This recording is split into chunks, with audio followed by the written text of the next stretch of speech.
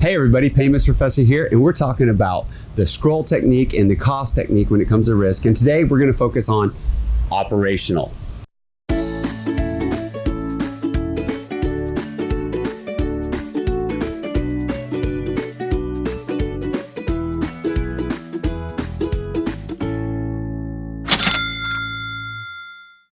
Operational risk. What is operational risk? Well, operational risk is really a way of thinking that what if something goes wrong in operations? Well, what is operations? That's really going to be the processing of our items themselves. Now, operational risk is we look at things like this, hardware and software. Yeah, hardware and software actually do fall in the realm of operational risk. And that would be a case of you don't have your computers up to date and your computers get infected with the virus. That's actually an operational risk because you didn't have good quality equipment. It could also be a case of you have a server go down and it's got critical software on there and it's not backed up.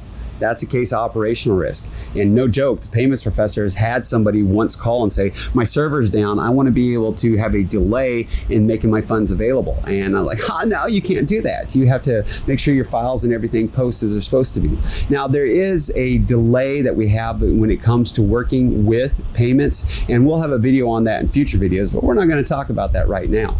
The other thing in operational risk could be that somebody fails to follow proper policies and procedures, and so something doesn't get done. Like, for example, one of my friends out there was talking about when ACH was first going out, the very first file ended up sitting on somebody's desk because they forgot to send it out. That's a failure in procedures. Well, I see that happen in real life too, especially if we change things. Like when same-day ACH came out, one of the things that we were very careful about educating people on is you're going to have to do this processing throughout the day instead of just once a day, especially now with more deadlines.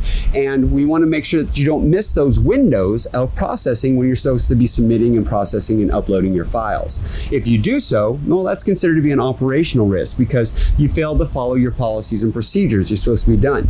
Oh wait, he's mentioned policies and procedures twice now. Yes, I have, because policies and procedures are what really help protect you most when it comes to operational risk. So you want to have really good policies and procedures in place. Other things you can do to protect against operational risk. Education. If you're watching my Payments Professor videos, you're getting some education, but there's more and higher levels of education you go into. If you want more in education, you can email me, Kevin@paymentsprofessor.com, and I can send you in the right direction.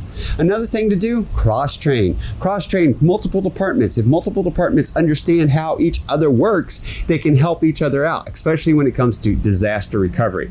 We'll have more disaster recovery coming later this year too. Right now, we're focusing on the summer of risk, and there's a lot of risk when it comes to being able to guard our payments with the Payments Guard. And that's operational risk. If you got any questions, got any comments, please put them down below, or you can also message me here on LinkedIn, or you can send me an email, Kevin@paymentsprofessor.com.